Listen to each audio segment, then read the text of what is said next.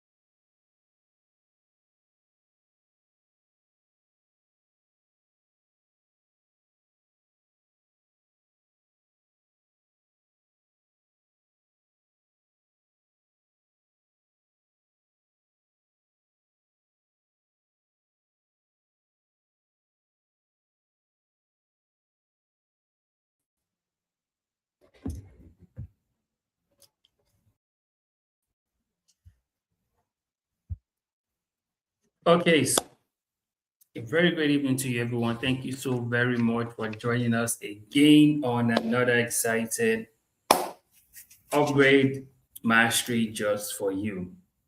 I hope you enjoyed our introductory song. Yep, that's the song we're going to be playing now, so that you just get to understand what we're about and how we try to welcome you into the upgrade mastery just for you. How you doing? Happy Friday. Yes, this is another Friday. This is another time for us to look back on our week, what the things that we've done this week, challenges we faced, how we've been able to overcome them, and how's the week just been for us generally, right? It's a good time to look back and retrospect. How's the week been? What's been happening? What are challenges we may have faced? And how we've been able to overcome those challenges and become better as a result of it. So, how are you doing? Great to have you join us again today.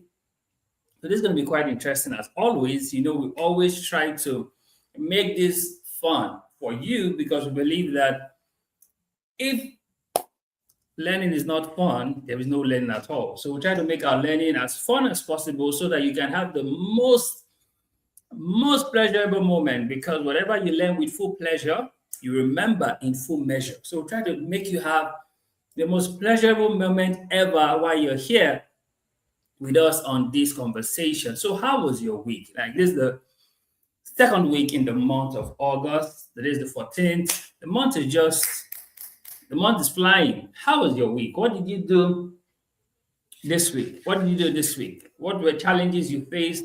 How were you able to overcome those challenges? How was your week? Tell me. I'd like to know. How was your week? What did you do?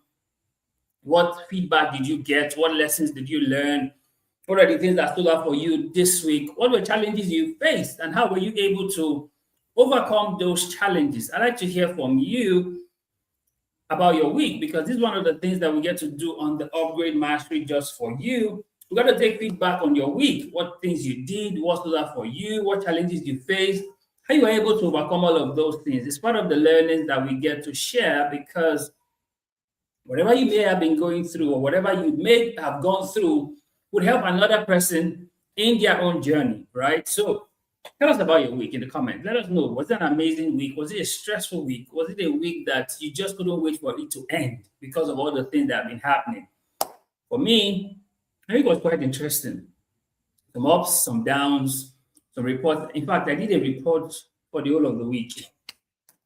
But I was able to submit the report today, right? Quite demanding report, and people's destinies were to that report, so to speak. But it was a good day, right? I was learning, becoming better, starting for meetings for hours on end, interestingly, right? So it's been an interesting week for me, right? Just learning, right? At some point, I even had to take ill a bit, but I recovered and I'm back again and all of those things. And I'm still recovering, I would tell myself that I really need to get back at least 10 kg. I lost like 10 kg while I was sick. So I need to get back 10 kg. So it's still a lot for me to do to get back those kgs, right? 10 specifically, 10 kg. Yeah, I need to get it back. So, but I'm still on that journey. But how was your week? What did you do this week? And let us know in the comment how your week went. Also, last week we had an interesting conversation. If you missed last week's conversation, you missed a lot, right? Last week we talked about 3 things to focus on. And it was quite intense because those things were things that people never paid attention to. We asked that it's important that you learn to focus on your health, focus on your growth, right? And then the important things to focus on, I won't tell you the third one, so you go and watch it, right? But specifically, I shared that you focus on your health, which is very important, and focus on your growth, which is very also important, right? And I won't tell you the third one, so you can go back and watch in case you missed, or you look at the reels that we share about it just in case you missed. But for this week, we have an interesting conversation, which is also more like a continuation from last week, right? This week, we have an interesting conversation we're going to talk about, which is, the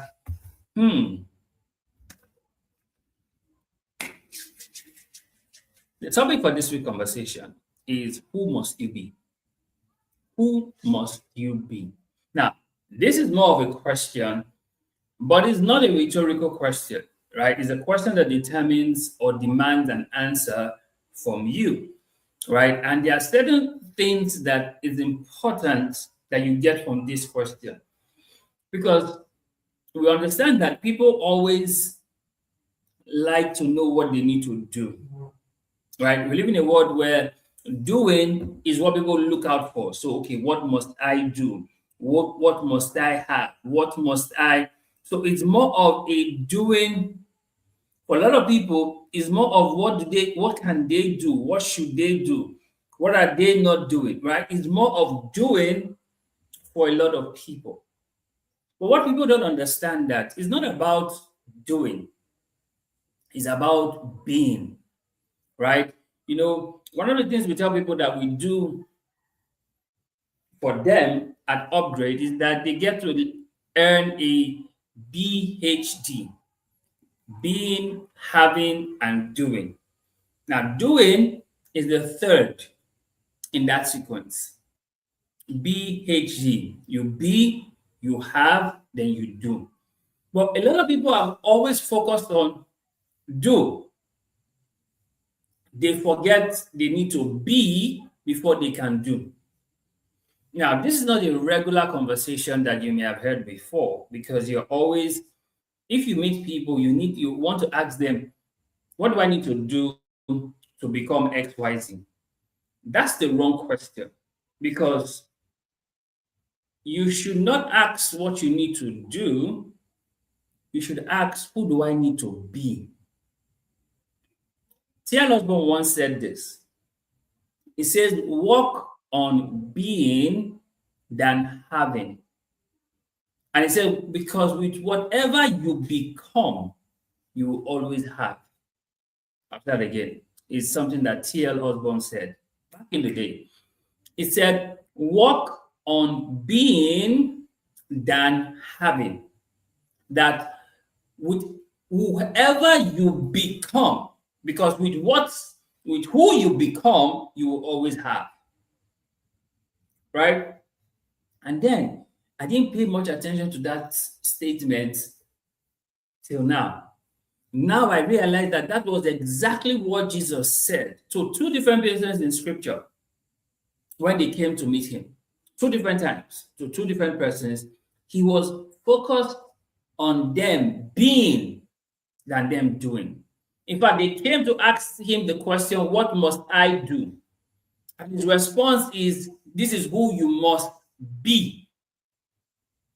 I get it. So it's not about what you do, it's about who you become. That's why when we tell people to begin their upgrade journey, it's about their becoming. It's not about their doing, right? It's about their becoming. Because with the person that you become, you will always have. I get in this. Now, there are 2 scriptures I'm going to reference, then I'll get into the conversation in earnest. By the way, thank you so much for joining. Do well to share the link with your friends, your families, your loved ones, and your enemies. Share the link with them, right? That's the least you can do for them. Copy the link and share, right? Sharing is caring. Share to as many people as possible. Put on your status, put on your group chat, put on your channel. Share, and share. That's the list that you can do right about now, right? So thank you so much for doing that. Just share, right? Share the link, copy the link, and share. Do a broadcast about it right now. Let them join in. This is important that they get to watch this live and learn as this is happening. Okay, so let's get back into the gist. Now, the first part is in John chapter 3, when Nicodemus came to meet Jesus. And then the second part is in Luke chapter 17, right? Luke 17, when the rich young ruler came to see Jesus, right? These 2 people at 2 different times came to ask Jesus of what can they do, right? Nicodemus came to Jesus by night and said, oh, good teacher, no one can do all of these things except he come from God. And Jesus said, true, what you said is true, except a man be born again, right? Except a man be. You know, Nicodemus was saying nobody can do what you're doing. Jesus says, no, it's not about what I'm doing, it's who I am being. Right? Now, he said it even clearer to the rich young ruler. The rich young ruler came to him in Luke 17, and he said, good teacher, what must I do to inherit eternal life? And Jesus said, oh, you know the commandments. Right? Do this. And the man said, oh, I've done all of this in my youth. He just said, okay, it's not about the doing, it's about the being. So he says, okay, now take all you have. Give it to the poor, and then come follow me. He says, sell all you have, give to the poor, then come follow me. And then the rich young ruler went away sorrowful. Now, Jesus was saying to these two people at two different times in John chapter 3 and Luke chapter 17, he was letting them know that you do not have to do, you have to be. Because with your being, it's easy to do. But you see, many times people want to do and not be. And that's why when they do, they end up still not becoming. It's who you become that you do from. Are you getting this? It's who you become that you do from. Now, like I said earlier, this is not the regular conversation that you are used to. Because people always tell you, oh, you have to do this, you have to do that, you have to do this. No, you don't have to do, you have to be. That's why our topic today, our gist today is, who must I be? Right? So it's not what must you do, but who must you be? Because with the person that you become, it's easier to do. So the rich young ruler in Luke 17 walked away sorrowful because he had not become. So he could not do what Jesus had asked him to do. And you know, if you read downwards in Luke 18, no, the rich young ruler is in Luke 18 actually. Luke 19 was where you now see the story of Zacchaeus, right? Zacchaeus. The rich young ruler is in Luke 18. Towards the end of Luke 18, you see the story of the rich young ruler. And then in Luke 19, you see the story of Zacchaeus, who was willing to sell all he had, who was willing to return fourfold those he may have cheated because of who he had become with that encounter with Christ. So my point is simple in this conversation today is, who must you be? So it's not what must you do, it's who must you be. Because it's easy to do, it's harder to become. I'll say that again. It's easy to do. Oh, do this, do that, do this, do that. It's easy to do. But the real work is in becoming. And Jesus was not focused on what they were doing. He was more concerned with who they were becoming.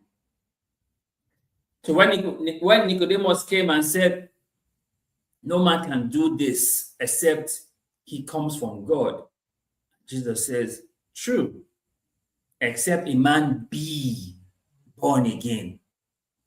Except a man be, right? Being must come first before doing, not the other way around. And then with the rich young ruler in Luke 18, Jesus said, when he came to say, what must I do to inherit eternal life? Jesus said, oh, keep the commandments. And said, oh, I've kept all the commandments from my youth. And Jesus said, fair enough. It's time for you to be. He said, now, go sell all you have, give to the poor, then come follow me. And the rich young ruler, he went away sorrowful. And then the disciples asked Jesus, Master, we have left everything to follow you. What's our reward? Since following you is the issue now, what is our reward for us who have left everything? Now, let's get into the gist on who must you be, right? Because this conversation is important because you will learn the person you have to be for you to easily do whatever it is you need to do. You know, let me use this analogy that may help. Fish don't take swimming lessons because they're fish. They know how to swim. Birds don't go to flight school. They are birds. They know how to fly. They had become what makes it easy for them to swim and to fly. You as a human, you have to learn to swim. And you can't swim the way a fish would swim. You can't stay underwater the way a fish will stay underwater. You as a human, you learn how to fly, but you still can't fly the way a bird will fly. You still can't live in the air the way a bird will live in the air. Why? Because they have become what makes it easy for them to do those things. The same way, you as a person, you need to also become. You need to be before you do. So today's conversation borders on who must you be, not what must you do. Are you getting it? It borders on who must you be, not what must you do. So we're not saying you cannot do. We are saying instead of focus on do, focus on be. Because with who you become, it's easy to do. Now, I'm going to share with us 4 areas that help us in our becoming, right? Who must you be? 4 key areas that helps in who you must be. And then I'll tie it up at the end. So stick around to the end so you can understand how it all connects. Who must you be? Right? There are 4 key areas of who you must be. 4 key areas. So pay attention. For those of you who are taking notes, so pay attention. So you must be a person of identity. You know, one of the challenges we see today in the world is that people are losing their identity. That's one of the biggest challenge in the world, is a challenge of identity crisis. People are losing their identity. Now, if you lose your identity, you lost a lot. I won't want to say you've lost everything, but you've lost a lot. If you lose your identity, you've lost a lot. Are you getting this? You've lost a lot. If you lose your identity, you've lost a lot. And this is why a lot of people are the way they are today. It's a reflection that they've lost identity. And you see, the enemy comes first to attack and question your identity. In Matthew chapter 4, after the baptism of Jesus in Matthew chapter 3, where the heavens had opened and a voice had said, "This is my beloved Son, in whom I am well pleased," and the Spirit drove Jesus into the wilderness in chapter 4, and then Satan came to him after he had been fasting for 40 days. And the first question Satan asked him was, "If thou be the Son of God, turn these stones into bread." I know one of the signs to show that you've actually lost your identity is when you try to prove your identity. See, anytime you try to prove your identity is a clear indication that you've lost your identity or you don't know your identity. Because if you know your identity, you don't need to prove your identity. A lion does not need to prove to you that it's a lion. Are you getting this? A bird does not need to prove to you. An eagle does not need to prove to you that it's an eagle. It's only humans that try to prove that they are humans. Hilarious, right? It's only us as humans that try to prove that we are humans. We are the only ones who try to prove our identity. So when Satan asked Jesus, "If thou be the Son of God, turn these stones to bread," it was a question of his identity. And you see the way Satan asked the question, he said, "If thou be." So the enemy knows who you are. It's you that don't know who you are. So the enemy comes to question your identity to be sure that you know who you are. So when Sinach sang that song, "I Know Who I Am," it's not just a song, it's a reminder of your identity. Again, that song is a reminder of your identity. So, who must you be? You must be a person of identity. Could Jesus have turned stones to bread? Yes, because he fed 5,000 with 5 loaves and 2 fishes. So he could have turned stone to bread. Could he have turned stones to bread? Yes. He turned water into wine. He could have. But if he had done it based on the question that Satan had asked him, he would have been trying to prove to Satan that he knew his identity. See, you don't prove to the enemy that you know yourself. You let them continue to figure out by themselves. You don't prove to the enemy that you know yourself. I get it. It's a lack of self-awareness when you try to prove that you know yourself. Are you getting this? Who must you be? The first thing on the list, you must be a person of identity. You must know yourself. You must know yourself. You see, when they told Daniel not to pray to any other god apart from the king for 30 days, else he'll be thrown into the lion's den, Daniel knew himself. Nothing changed about Daniel. He continued to pray, opening his window towards Jerusalem morning and evening. And then he reported him to the king, and the king said to Daniel, "May the God that thou serve continually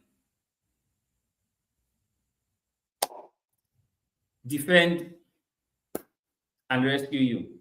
And Daniel says, "No one." And then went to the lion's den. Are you getting this? You must understand this very, very clear for yourself. You must be a person of identity. And by being a person of identity, you know who you are and you know whose you are. That's why Daniel could say in Daniel 11:32b, he says, "They that know their God, they that know their God, they will be strong and they will do exploits." So it comes down to knowing your identity. So Jesus did not try to prove to Satan that he was the Son of God by turning stones to bread. He knew he was the Son of God. The heaven that opened to confirm it, so he didn't need to prove it. You see, many of the times the mistakes we make as persons many times come from our trying to prove who we are. That's why they say sometimes poor people are trying to prove to the rich that they are rich. The rich man doesn't try to prove that he's rich. He knows he's rich. He has nothing to prove. It's actually the poor who's always trying to prove that they are rich. Haven't you noticed? It's actually those who are poor that are trying to prove that they are rich. Those who are truly rich don't show or prove that they are rich. You will never see an Elon Musk spraying cash all over to prove that he's rich. But he's the first person to be called a trillionaire in dollars, Elon Musk. But you will not see him going around trying to prove that he's rich. It's those who are not rich that try to prove that they are rich. So what's the first thing that you need to understand in who must you be? You must be a person of identity. A person of identity. Are you getting this? You must be a person of identity. And identity comes down to knowing who you are and whose you are. So Jesus did not try to prove to Satan who he was or whose he was, because the affirmation over him has been, "This is my beloved Son in whom I am well pleased." That was God's affirmation over Jesus at the baptism in chapter 3. And in chapter 4, the tempter had come to say, "If thou be the Son of God, turn these stones into bread." Are you getting this? Is this making sense? So the first thing you need to understand is simple. Who must you be?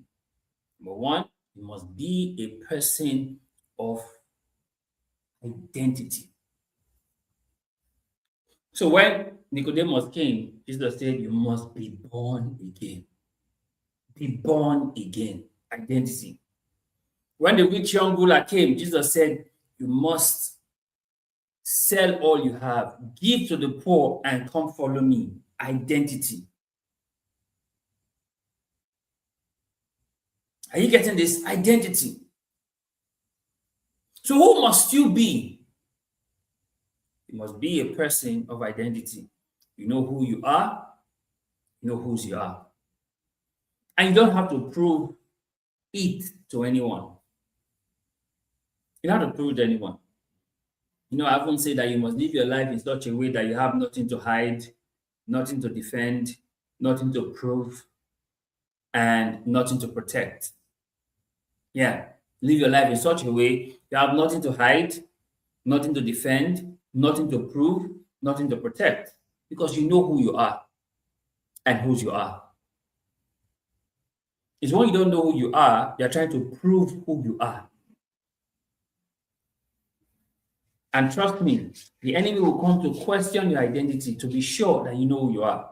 And when you don't know who you are, he will make a mess of you. You know, this is what happened in Genesis 3 when the tempter came to question the identity of Eve and told her that if you eat of this fruit, you'll be like. See, it's an identity issue. You will be like God. She was already like God. Are you getting this? She was already like God. And you see, the world that we live in today is filled with identity crisis. People are trying to be what they are not. So you see all of those who are the identifiers, identify as this, identify as that. They are trying to be what they are not. It's an identity issue. It's an identity crisis. So who must you be? Number one, you must be a person of identity. You know yourself. Daniel 11:32b. They that know their God, they shall be strong and they will do exploit. The question is, do you know who you are? Do you know whose you are? It starts with that identity. So who must you be? You must be a person of identity. You know yourself. You see, when they tried to want to make Jesus king on the earth, he left them and like, no, this is not why I came. Even when his disciple Peter was saying, Master, you're not going to die, Jesus said, get thee behind me, Satan. He so knew his identity. He so knew why he came. He so knew who he was. And see, until you are that clear of your identity, you try to be who you are not. And you're trying to be who you are not, you also accompany trying to do what you should not be doing. So Jesus said, it's not a question of what you do, it's a question of who you be. And one of the things about who you be, it starts with knowing your identity. Knowing your identity. So it's who must you be? And the first thing on the list, you must be a person of identity. The second thing on the list, you must be a person of integrity.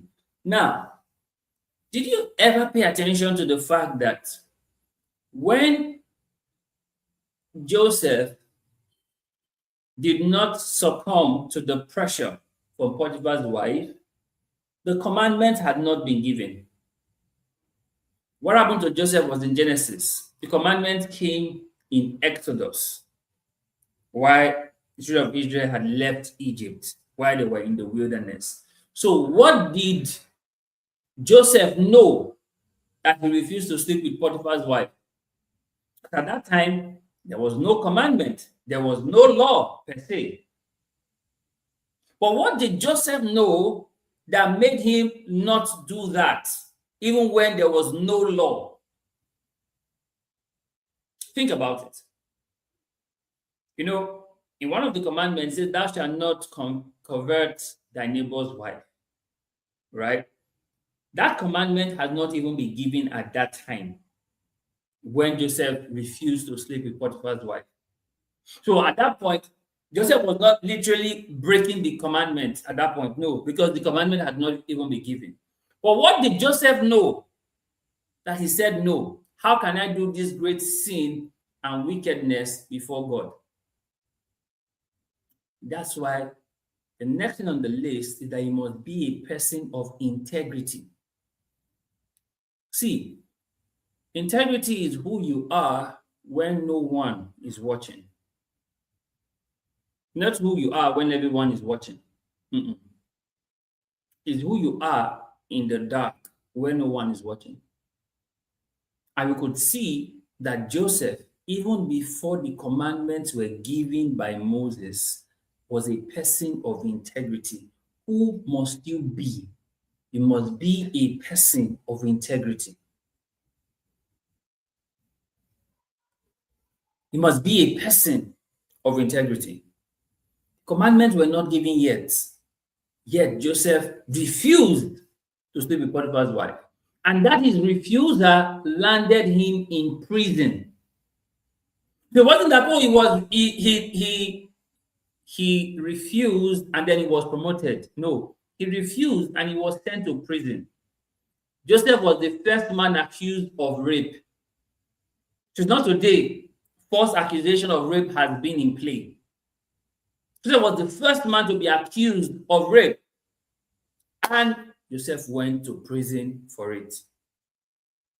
But he was a person of integrity. See, integrity would show in your discipline.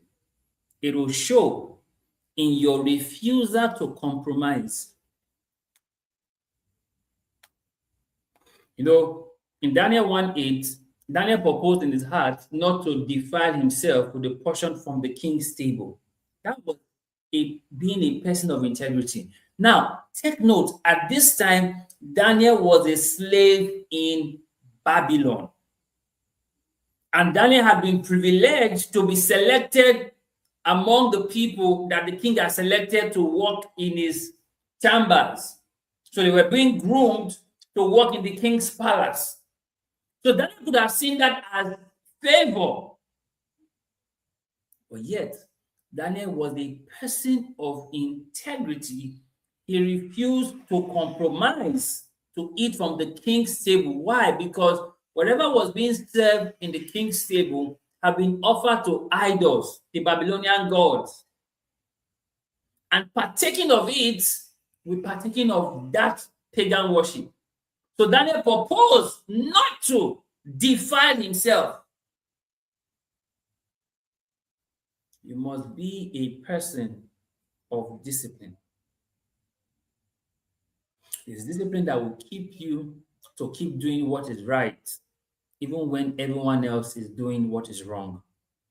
You know, I've often said that freedom is not doing what you like. Freedom is doing what is right.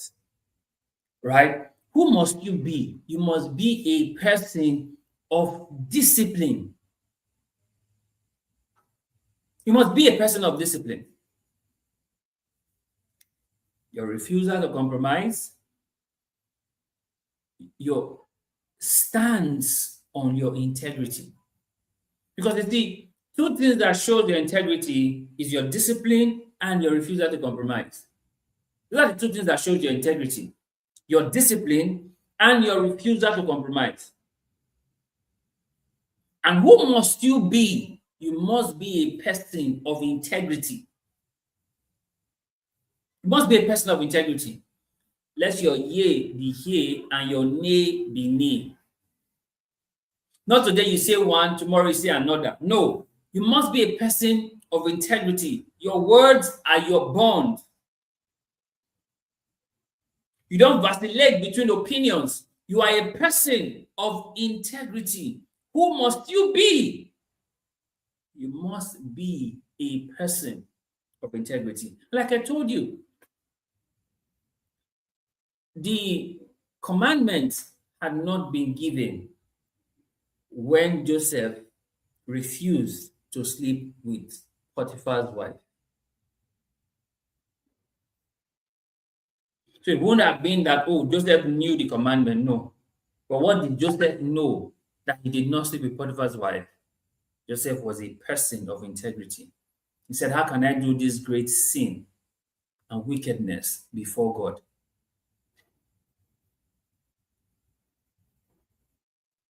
Now, Joseph was not even thinking, what if I'm found out? No. You know, a lot of people, I often say this, that some people think they are honest because they don't have opportunity to steal. Are you getting this? You don't have opportunity to steal, so you may think that you're honest. No. What truly shows if you are honest is when you have opportunity to steal. You know you will not be caught, and yet you don't steal. That is what shows that you are truly honest. I'll say that again. You do not know an honest person when he does not have an opportunity to steal, because there's no opportunity to steal. But you know an honest person when he has an opportunity to steal, he knows he will not be caught, yet he does not steal. That's an honest person. And that is a person of integrity. You see, the world we live in today, we've so lost integrity. Back in the day, there was something called lost and found. You could misplace something, and for certain it will be found. But today, it is lost and gone. In fact, you have not even misplaced it. Someone has stolen it from you. But back in the day, you will misplace something and you will find it is lost and found. But now it is lost and gone. Because people no longer have integrity anymore. In fact, they see other people's property that is misplaced as God's blessings to them. That's how poor people are in their integrity today. Someone will misplace something and you see it and take it as God's blessing to you. That's how poor you have become with integrity. That's how poor you have become with integrity. So who must you be? You must be a person of integrity.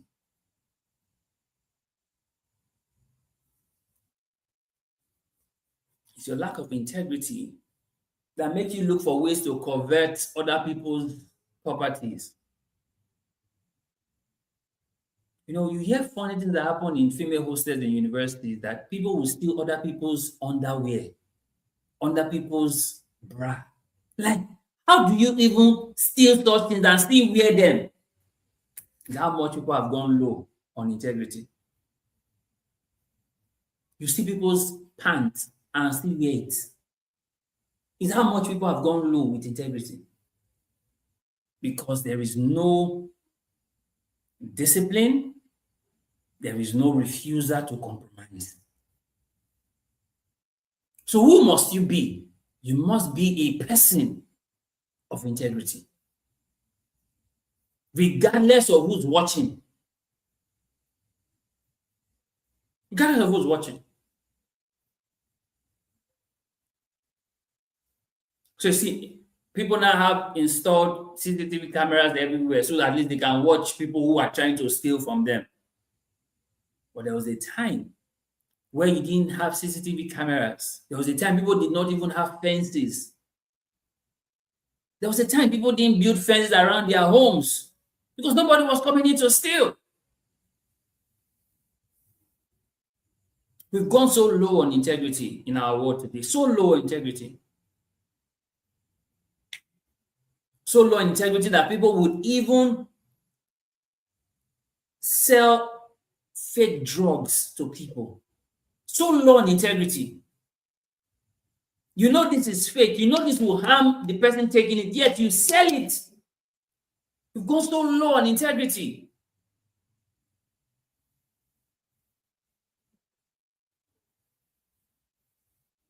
So who must you be? Number one, you must be a person of identity. Number two, you must be a person of integrity. And integrity borders around your discipline and your refusal to compromise. Because discipline is one thing, it's another thing to refuse to compromise. And that is what makes up your integrity. Those two simple things, your discipline, and your refusal to compromise. Right? And then the third thing, who must you be? You must be a person of capability. You must be a person of capability. And this borders on your competence, your capacity, your excellence, your capability. What are you capable of doing?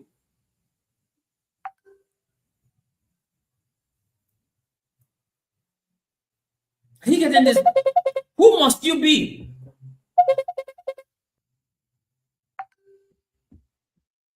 Who must you be? It borders on your competence, on your capacity, borders on your excellence. Who must you be as regarding your capability? What are you capable of? Who must you be? Who must you be? You know, Daniel had become that person who everywhere he went, he was useful. You know, people keep saying, oh, I don't like it when people are using me. People are always using me. See, if people are using you, it's because you are useful. Nobody uses what is not useful. Right? So don't feel bad that you are being used. It's because you are useful. You have a use, that's why you are being used. Are you getting this? You have a use. That's why you are being used. People use you because you are useful. That's because you have capability. That's why they use you. Why did Potiphar put everything in Joseph's charge? Because Joseph was useful. Joseph was capable. So he put everything in Joseph's charge, including what he ate.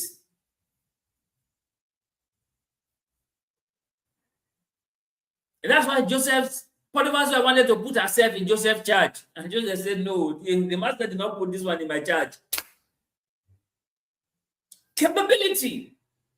So when Joseph was thrown into prison, the same thing showed up. His capability showed up. It wasn't long after the prison warden handed over the prison to Joseph.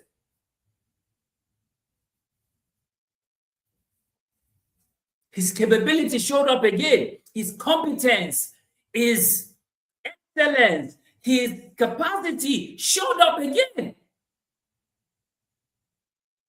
And the prison warden handed over the whole prison to Joseph.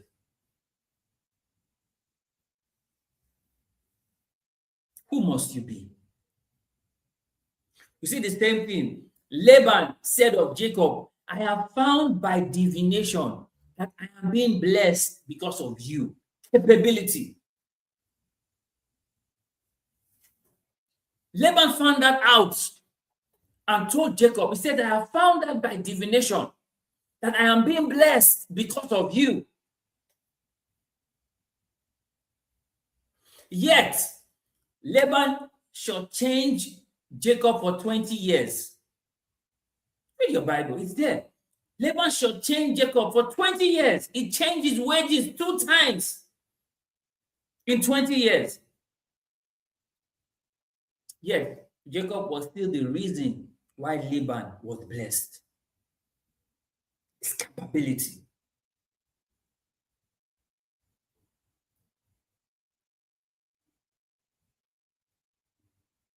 So who must you be? First, you must be a person of identity. Next, you must be a person of integrity. Again, you must be a person of capability. You must have certain capabilities. You must be a person of capability.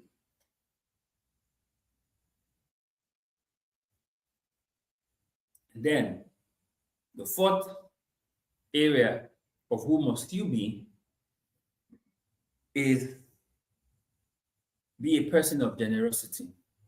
See, I don't care what it is that you have. If you have anything that you cannot give away, you don't have it. It has you. I'll say that again. If you have anything that you cannot give away, you don't have it. The thing has you. So what did Jesus tell the rich young ruler in Luke chapter 18? He says, sell all you have, give to the poor, and come follow me. Jesus was trying to check that this person become a person of integrity, a person of capability, a person of identity, and a person of generosity.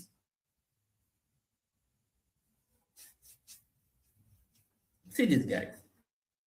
Who must you be? You must be a person of generosity.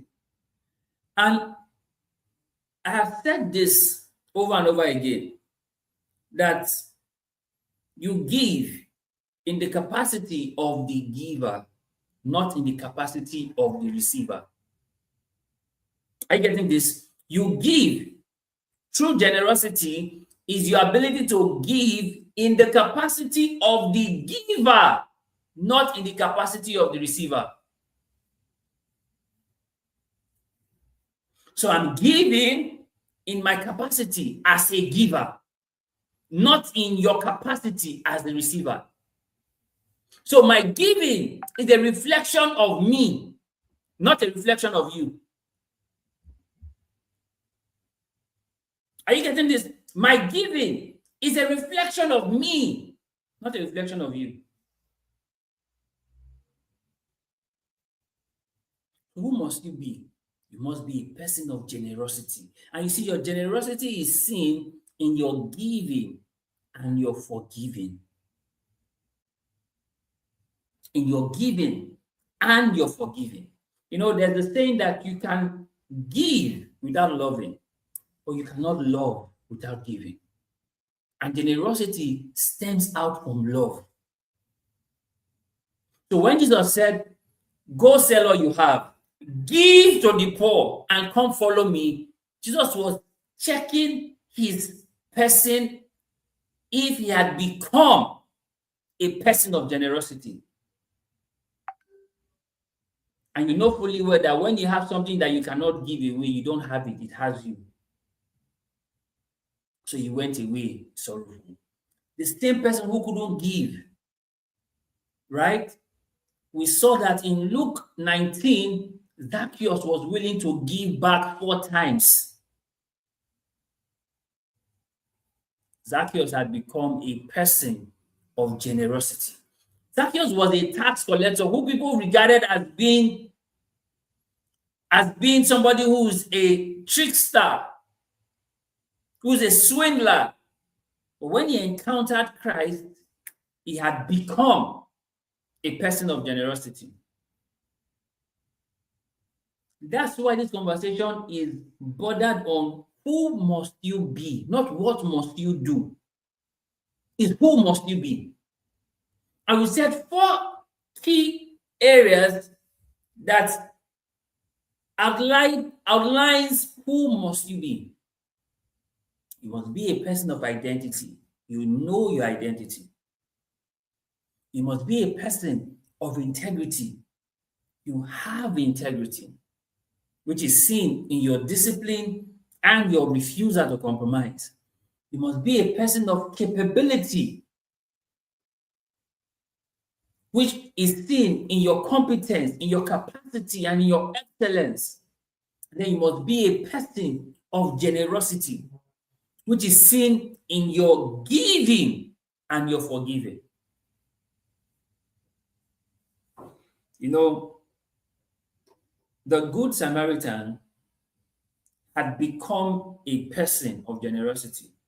When he saw the Jew that was beaten and left for dead by bandits, he took him, gave him first aid, and took him to an innkeeper and made deposits on his behalf and said he would return again to check up on him. And if he had accrued debt, he would pay it off. He had become a person of generosity. He did not know the man that was beaten and left for dead from anywhere. So see, when it comes to generosity, you don't need to know for you to show generosity. You don't need to know the person to show generosity. And I said this over and over again, that in the true spirit of generosity, even a pauper can give like a prince. I saw it with the widow's mites when Jesus stood by the offering bowl and everybody was giving. And then a widow came and she dropped 2 mites, and Jesus said she had given the best. That's where you know that in the true spirit of generosity, even a pauper can give like a prince. So who must you be? I've showed you by this our conversation. You must be a person of identity. Know who you are and whose you are. You must now be a person of integrity. You have discipline and refusal to compromise. You must now be a person of capability. You have competence, capacity, excellence. And then finally, you must now be a person of generosity. Be a person of generosity in your giving and your forgiving.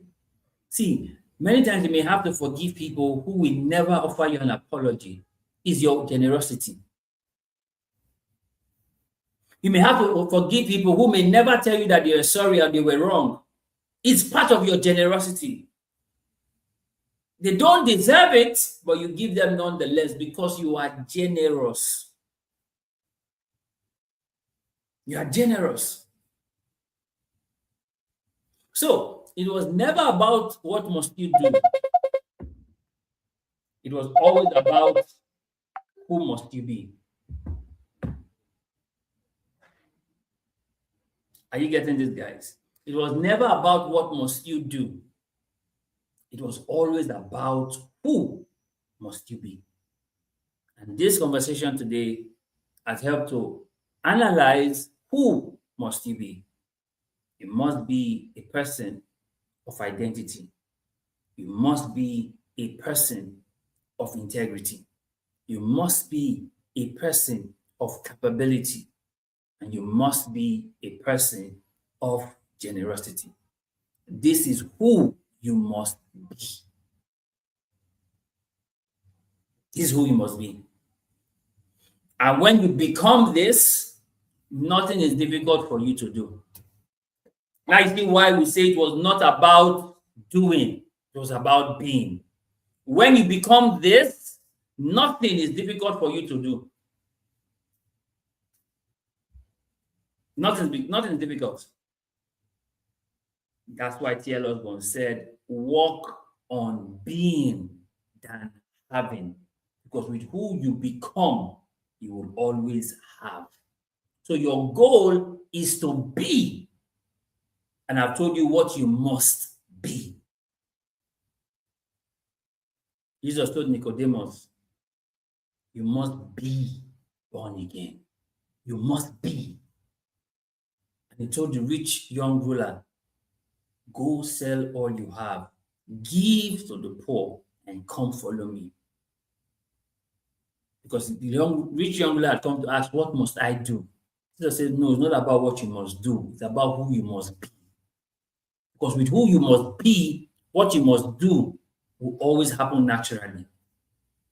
You won't force what to do when you already be. The reason why you force what to do is because you are yet to be. When you be, doing is easier. But when you don't be, doing is always Herculean. Because when you don't be, it's hard for you to be generous. It's hard for you to show generosity. It's hard for you to give and forgive. When you don't be, it's hard. When you don't be, it's hard for you to be a blessing wherever you find yourself. And people recognizing that because you are here, that's why here is being blessed. Haven't you noticed that there's some people, when they leave the place just dies? They've been the one that brought life to that place. Once they left the place dies. I've not seen some people like that. They leave an organization crumbles. They go to another organization starts to rise. It's who they have become that they are taking with them. They carry their own atmosphere. Your capability. And then your integrity, your discipline, and your refusal to compromise. And then your identity. You know who you are and whose you are. You are not going to suffer from identity crisis like people are suffering today. Because people are trying to be who they are not. Imagine a monkey trying to swim. Imagine a monkey trying to swim. He will struggle for all his life and thinking to himself that he's useless. Or a fish trying to climb. It will struggle all his life and think to itself that it's useless.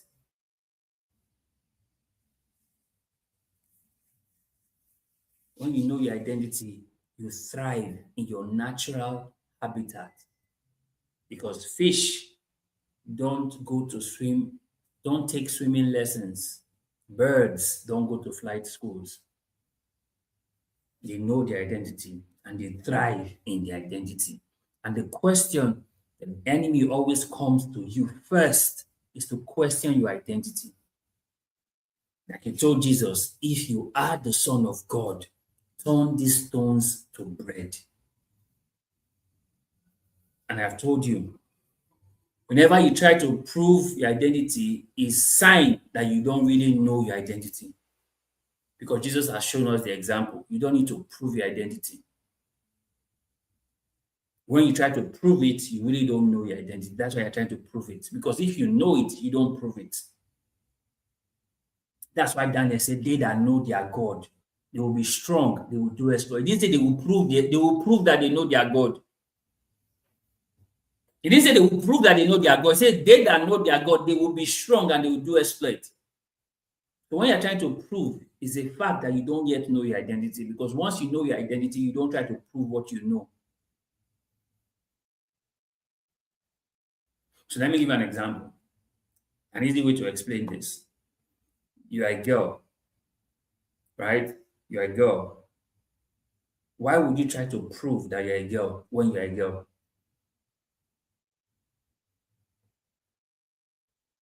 Think about it. Why are you trying to prove that you're a girl when you are a girl? It's when you don't know that you're a girl, you're trying to prove that you're actually a girl. Because when you know you're a girl, you don't try to prove that you're a girl. Are you getting this? I hope this makes sense. So guys, this is it. This is our conversation for today, which is who must you be? It was never about what must you do. It was always about who must you be. And we said who you must be borders along 4 lines. Your identity, your integrity, your capability, and your generosity. This is the 4 lines on which who you must be borders on. And I hope that you've learned something tonight. Right.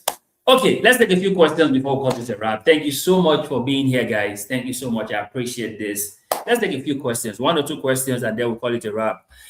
Thank you so much for joining us today, right? Thank you so much for joining us today. Yes, it's about who you become. Thank you so much for that. Thank you for the fires. Yes, the era we live in is lost and gone. No longer lost and found. It's lost and gone because we are now becoming very low on integrity. It's lost and gone. No longer lost and found, right? And then your capability is seen in your competence, your capacity, and your excellence, right? Nobody uses you if you're not useful. Never forget that. So when people say they are using you, it's fine. It's because they are useful. That's why they use you. If you're not useful, they won't use you. Yeah, keep that in mind. So don't ever feel that you're being used. It's because you are useful. Right? And you say, you must be a person of generosity. It's part of who must you be, a person of generosity. Yes, if you have anything that you cannot give away, you don't have it. It has you. So true. You don't have it, it has you. And yes, you give in the capacity of the giver, not in the capacity of the receiver. Right? This changed my thinking many years ago, and I keep saying it to people. When you give in the capacity of the giver, not in the capacity of the receiver. That's why scripture says, unto him who is able to do, Ephesians 3:20, unto him who is able to do exceedingly abundantly above all that he can ever ask or think or imagine. He's doing it in his capacity as God. He says, my God shall supply all your needs according to his riches, not according to your needs. He supplies according to his riches, not according to your needs. So he's giving in the capacity of the giver. For God so loved the world that he gave his only begotten son. Giving in the capacity of the giver, not in the capacity of the receiver. Right? And your generosity is seen in your giving and in your forgiving. So true. Right? So much fires in the house. Yep. You burn down the place. When you be, doing is easier. So don't focus on what must you do. Focus on who must you be. Because when you be, doing is easier. Right? The discipline and refusal to compromise is very key. And that's when you have become the person of integrity. There's discipline and your refusal to compromise. Now, question is, how do you manage not to change who you are becoming when the things happening around you seem to frustrate your becoming? This is a very straight to the heart question. How do you manage not to change who you are becoming when the happenings around you seem to frustrate your becoming? Now, I think to answer this question, you do what Jesus did. Jesus was really hungry, 40 days, 40 nights without food. And then the serpent came and said, if you are the Son of God, turn stones to bread. And I told you, turning stones to bread was not the issue. The issue there was the questioning of Jesus' identity. Because the heaven that opened up in Matthew 3 to say, this is my beloved Son, in whom I'm well pleased. So his identity has been confirmed. But now this question of turn stone to bread, if you are the Son of God, was questioning that identity that has been confirmed. So how do you manage to not change who you are becoming when the happenings around you seem to frustrate your becoming? Now, the happenings around you are actually testing you if truly you are becoming what you say you are becoming. So if you change because of the happenings around you, it's just the same way Jesus would have turned stone to bread to prove a point. And I told us this earlier. I said you must learn to live your life in such a way that you have nothing to hide, nothing to prove, nothing to defend, and nothing to protect. Because if you look at us today, many times we are trying to have something to prove, something to protect, something to hide, something to defend. No. They will always come to test who you are becoming. They would press your buttons, right? They will step on your nerves, right? They would try to make you quit on your journey of becoming. Because you see, becoming is a journey. We are becoming. It's a journey. We are still on that journey. So they'll try to test you and make you quit on your becoming and say, after all, there's no point. No. What you do is that ensure that you don't take whatever they do to you to heart. That's why you must be somebody who is generous with giving and forgiving. Because whatever they will do to you, many times they may never apologize. In fact, they will not apologize. They will not even acknowledge it, let alone apologize. But you must be generous in your forgiving. Just like Jesus told the people who were crucifying him, he said, Father, forgive them, for they know not what they are doing. But these people, they know what they are doing. Oh, they know what they are doing. They know. But still be generous with your forgiving. Because what they are set out to do is to stop you from your becoming. And then when you change, you've actually helped them succeed in stopping you from your becoming. So as much as they try to frustrate you, forgive and keep becoming. That's what you do. That's how you manage it. You forgive them and you keep on your journey of becoming. Right? You may now learn to create boundaries with them. You love them from afar, but you continue your journey of becoming. Are you getting this? Does this make sense? Okay, that being said, thank you so much for that question. I hope this makes sense to you. Thank you so much for the question. So guys, I want to appreciate all of you who joined us today on the conversation. Thank you, thank you, thank you, thank you, thank you. We are super, super grateful that you joined. We also want to tell you to do well to share this with your friends, your families, your loved ones, and even your enemies so that they too can learn from what you are learning from. Like we always say, it's always more. Here's your voice. That's why we encourage you that you leave good behind so that you can upgrade. And what better way for you to upgrade? To focus on who you must be, right? You know, last week we told you 3 things to focus on. This week, we're telling you who you must be. Thank you so much for your question. Thank you so much for watching. Do well to subscribe, to like, to share, and turn on post notifications so you don't miss out anytime we get to go live and you'll be part of the conversation. Until then, remember, there's always more on the upgrade side of life. That's why we encourage you that you leave good behind so that you can upgrade. Thank you so much for watching. God bless you. So sign out with our closing song. Take over the world We'll keep the fire burning. till the world hears your voice. Till you take over the world. We'll keep the fire burning through the dark. I go there by your side. When you're looking for a hero, I'll stand by you like a shadow. But keep the fire burning through the dark. I go there by your side. It's not over, it only just began. You've come closer than you've ever been. Take your chances, it won't hurt to try. No need to worry, I go there by your side. Till the world hears your voice, till you take over the world. I go carry on my time for any load. I go there by your side. When you're looking for a hero, I stand by you like a shadow. I go carry on my time for any load. I go there by your side. You're not there yet, but you're on the way. I day with you, I no go forget you.